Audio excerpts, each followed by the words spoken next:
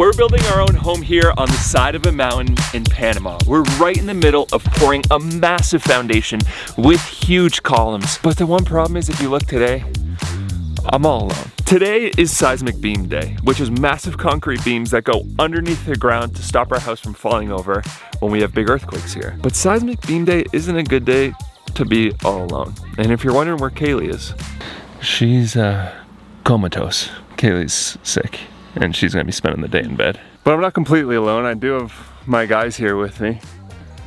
Bro, ustedes Kaylee hoy, okay? Porque Kaylee es enferma.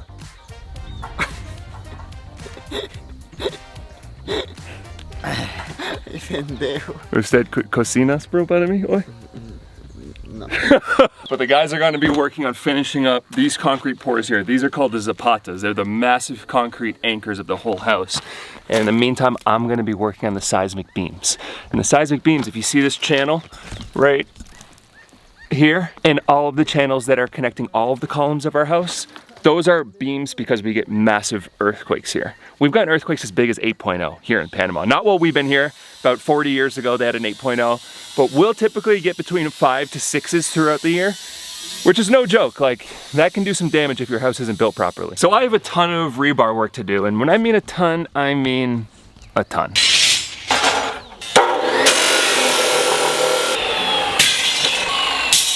I need to cut all these pieces exactly to 90 centimeters, and then I need to get it on the rebar bending machine that we have. The columns are 30 centimeters by 35 centimeters, and because we need 3 inches of concrete on all sides of the rebar, that means that the rebar stirrups, or here they call them estribos, they need to be 15 by 20, or they need to basically look just like this.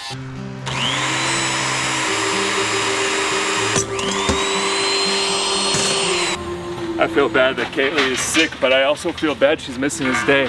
This is one of the most beautiful days we've ever had on the farm. It's just so perfect out right now. These columns are going to be a little bit tricky because I have to get these pieces of rebar in here. And the number of rebar pieces is like kind of insane. I have to do, each column is going to be made out of 8 pieces. Putting these rings on is almost like a puzzle. So you have to go here first.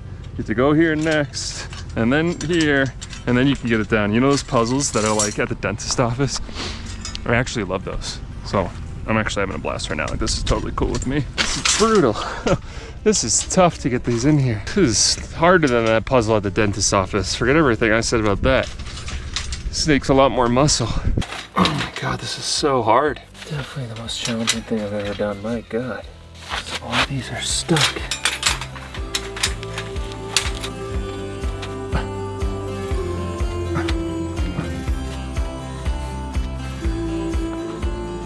The spacing now gets to 10 centimeters between the stirrups. This should get a little bit easier. So if I go from here, man, is this really hard? Just because it's horizontal. Wow, look at my face. I look like a coal miner. Just feel like a coal miner. So my goodness, is this really tricky, and it's tough because it's so important. How close all these pieces of rebar are to each other just makes it that much harder, especially when you have sausage fingers like mine. I mean, this is my first one, and the first time you do anything, it's a lot of learning. These seismic beams are really tough, and the crazy part is, this is the shallowest hole. There's holes over there that are like 8 feet underground, 9 feet underground, and that's gonna be when it gets really tough, but I don't even want to think about that yet. Right now, it's just one stirrup, one wire tie at a time. Okay. That's it, you guys. Whew. Tough one, but Kaylee's sick as a dog. She told me she would love to have a sauna tonight to try to help her like immune system, help to cook some of that virus. I don't think that's actually how it works, but she asked me, so hey, do you think you get the sauna going? So I'm losing sunlight here. The sun's setting now, and I'm gonna try to get a fire going in there. Hop in there myself. My back is on fire, and I could use any amount of soothing that I can get. You know, I used to go into our wood pile, I would always be moving around spiders. Like, so many spiders. When you have a lot of spiders, you also have a lot of scorpions, and we had that problem for a while. But recently, we've been letting our chickens free range. I haven't seen a single spider. And we used to have them everywhere. When we'd go up to bed, they'd be in our bed. When we would look on the walls, they'd be climbing around the walls. Not a single, I haven't seen a single spider anywhere. Morning, my love. This boy is so sweet. You getting a little stretch on? I'm trying to, but this boy is just like putting he's trying to help, I think. I have risen from my slumber. Back from the dead. Back from the dead. Man, that hit fast and that hit hard. I always feel so like guilty and stressed out when I literally just need to lay in bed all day. I don't know.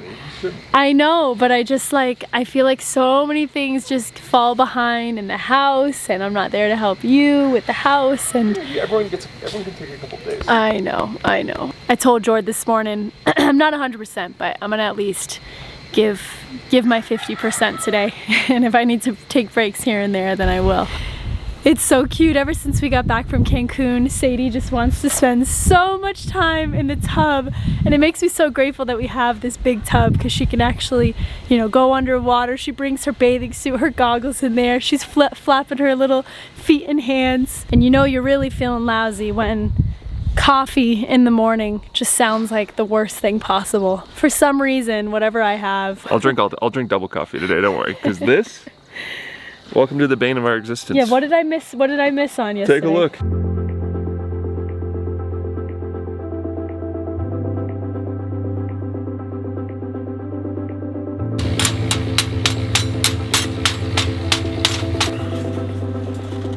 It is what it is. Let's clean this up a little bit and cut all these twist ties off.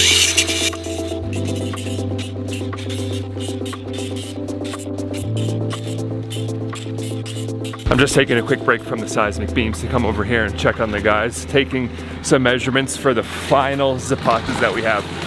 They're working on these two here, and then look, there's only 4 left. Can't believe it. And the biggest deviation, like, there's been some tiny small mistakes, but there's so little. Like, the most that any of these columns are off is 4 centimeters, which is less than 2 inches. And all things considered, I'm pretty proud of that. You're never gonna get it totally perfect. And there's some things I wish we just did a little different, but all in all, I'm pretty stoked with how great and how accurate all of these columns are. Farm life is definitely not for the faint of heart. We just realized this morning that one of our goats, Alberta, has something going on. She's actually standing up right now. She was laying down most of the day today, but her belly is super swollen, and a lot of the day she's just been laying down, kind of seeming really lethargic. I guess we looked it up online. Our goats have had this before, and it kind of just passed on its own in a couple days, but they call it bloat, and it's basically just a bunch of gas, and it just kind of makes them a little bit uncomfortable for a couple days. But I did reach out to the vet just to see if there's anything that she recommends before it gets any worse, because it really seems like she's struggling right now. I mean, we all know what gas pain feels like. It is very uncomfortable. I went to the hospital one time for having gas pain. But that's the thing about living on a farm, especially if you have a lot of animals. And now, you know, we've had our animals, our goats, our dogs, our chickens for a good 4 years now, so problems are bound to arise, and you're always just trying to keep them alive. You're always just trying to keep them alive. And even when they have a bloated belly, that can kill them. It could. That's the thing. Like for humans, it's not that big of a deal, but it's a way bigger deal for goats. Jordan is basically setting the tone for the first seismic beam, and then we're gonna have our guys just really start cranking them out, because not only for you guys, but for us, it starts to get really monotonous doing these tedious, very time-consuming things. Oh, Rod just sneaking in the house. If you guys don't know, Freddie and Rod actually just went on a trip to Costa Rica, so they'll be back on Friday, but we're taking care of Raj. But Jordan, we soon found out, shortly after we got Raj, that he is so severely allergic to cats. So even if he comes remotely close to a cat, or even goes in a house, like anytime we go down to Rod's house, Jordan's allergies flare up so bad. I'm doing this one motion with my wrist and twisting like this, throbbing pain from just doing this. There's one seismic beam done. I'd say there's probably about 60 more to go. It took me 2 days to build this one. It's not sustainable. This can't keep happening like this. And I gotta change the process of how I'm gonna build these things. I have an idea, and it's gonna involve not building them in the ground, but it's not easy, because if you look, like, the rebar has to go in and go like this and kind of overlap each other in here. You see how these pieces are like burp, You see how those pieces go? That's what makes it hard, because you can't just easily build it and then stick it in the columns. But I'm gonna try it tomorrow. But for now, I'm toast. Tonight I'm making the sauna for myself. This one's, I mean, Kaylee's gonna go in, of course, but I need this one. My body's on fire. What are my two loves doing in here? Yeah, this is the best ever. Are you making a fire, baby? She took a piece of foam from a package that we got, and it's her couch now, so she just carries it around and throws it down and sits on it. This sauna is just amazing, but now with the dry season we have so much more dried wood. It dries out so much faster, so we're gonna be firing this thing up way more often.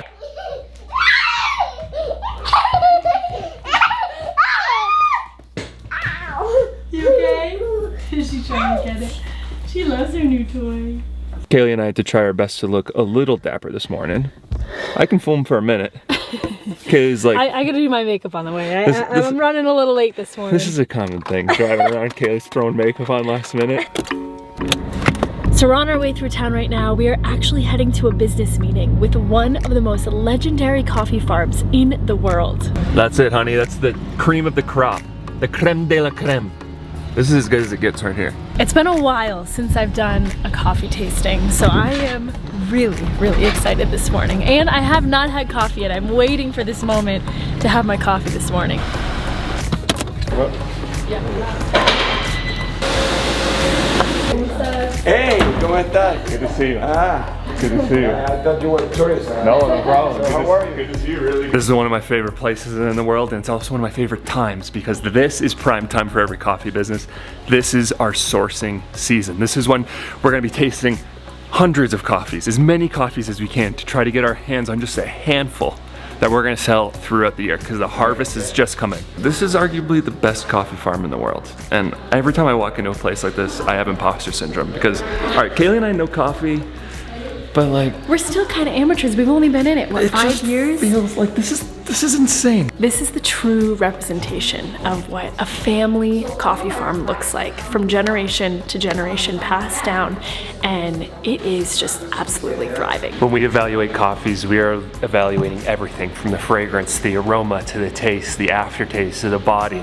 Everything about the coffee we are evaluating because that's how important it is. We're looking for some of the best coffees in the world, and these are some of the best. Thanks for your time. Okay, Appreciate it. Bye-bye. Ciao. Ciao, bye-bye. All right, you guys, we're out of here. Whoa!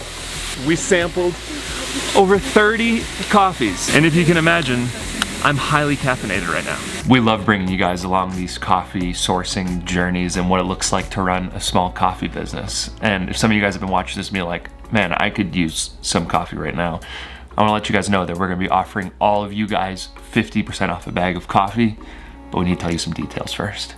For the next few months, we're gonna be sourcing coffee from so many different countries through Latin America to find the very best of the best coffee for our brand new coffee subscription. So we're launching a coffee subscription right now of traditional coffee that tastes delicious. There's gonna be coffees from Costa Rica, Panama, Guatemala, Colombia. And with the subscription, you'll get a different coffee every single month. And we're gonna be catering to you guys, what your preference is. Whether you want a medium roast or a dark roast, you can choose whatever you want. And I know sometimes we get a little weird with coffee and we'll get coffee that tastes like watermelon or cherry or candy or flowers. This isn't that. This is coffee that tastes like coffee. Some of these coffees will taste like honey, dark chocolate, milk chocolate, roasted nuts, just everyday delicious coffee that we want to price affordably, around $1 a cup. And as a way for you guys to sign up for this subscription and never need to worry about running out of coffee ever again. And the best part about this is we're gonna be giving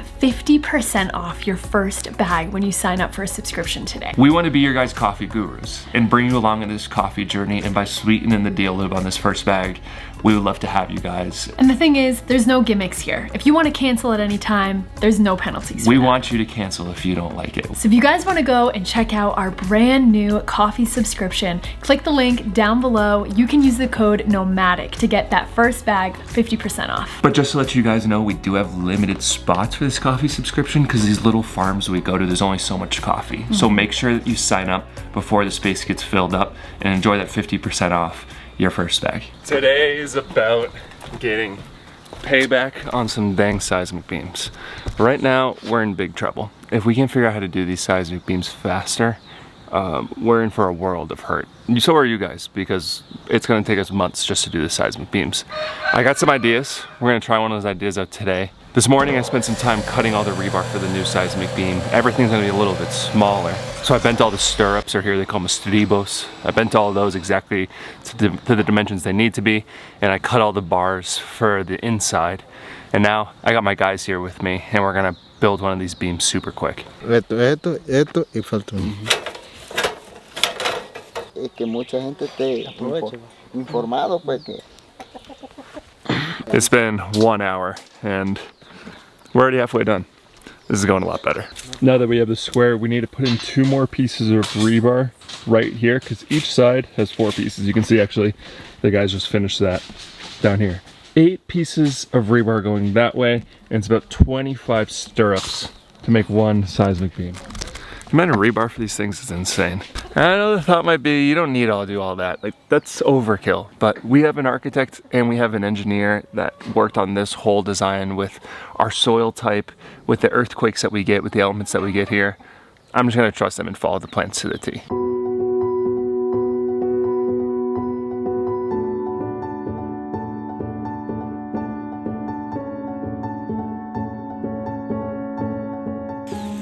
Killing 2 birds with 1 stone right now.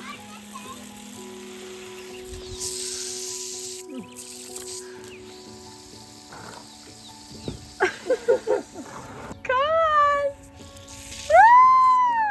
You guys might be thinking, you know, we live in Panama. This is something we do often, running around with our bathing suits and the hose. Unfortunately, we don't have many days like this, you guys.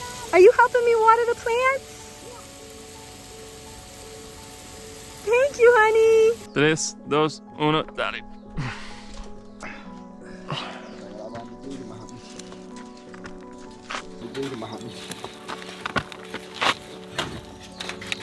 Do you see what they're doing? They're taking those metal bars down there and they're putting them in through the hole, all the way through the beam to hold the beam up in place. Good job. Good job. I'm so proud. There you go, Bubba. You're building that house so nice.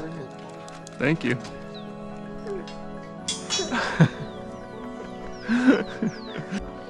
Grab this hand. Grab that hand. 3, 2, 1.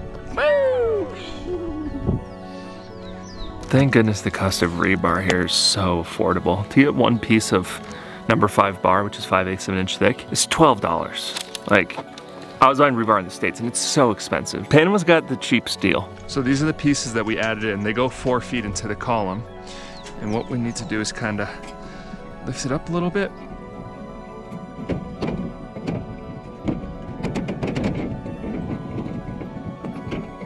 So we've run these bars through. Now the guys are going through and putting a piece of alambre dulce or wire at each connection point here. So you can see how there's 2 pieces of bar here.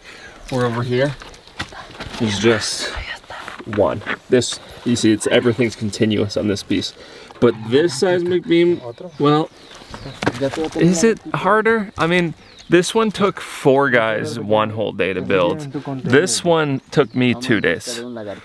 So maybe it's not quicker. It's definitely a heck of a lot easier, and it's not going to tear up your hands as much, though. I think we're onto something here going this way. There it is, you guys.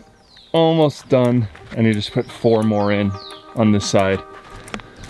That's 2 seismic beams that are basically totally in, which means on the next one, I'm finally going to be able to start building this column up and getting concrete in here to build up the columns that are going to hold up our whole house. Hold up 2 stories of house above that. Whew. This is a lot. This has been a lot. I just realized I never gave you guys a goat update. So we ended up contacting a vet and he never showed up. It's been about 3 days and we've been trying to get him up here, but it just hasn't happened. There's really only like 1 or 2 vets in town that really deal with like farm animals. So we just kind of hope for the best and just kept a good eye on her, gave her a ton of water, and she's all better. She's standing, she's up, moving around. Her swollen belly has gone down significantly. So thankfully it cleared up completely on its own. I feel like that's such a common thing that we have really kind of embraced here in Panama. We've had a lot of things, even with our dogs, with our chickens. We thought our rooster was gonna die like 3 years ago because it's so hard to get, you know, the farm vet up here. A lot of times you kind of almost have to let things run its course. And 99% of the time, so far, it has worked out. Not the case with Teddy and the whole poisoning incident. We had to definitely intervene into that situation. But most of the time, I think it's very United States culture that like any problem, even with humans, it's like, boom, gotta go to the doctor, gotta take meds, gotta do this, gotta do that. Where a lot of times like our bodies and where a lot of times when you let nature take its course, that is one of the best things that you can do. So just so happy Alberta is on the mend. Looks like she's gonna be just fine. That's it for this one, you guys. Thank you so much for following along, all your love and all your support. If you guys want to sign up for our new coffee subscription, check the link down in the description below. But we love you guys. We love you guys so much. See you on the next one.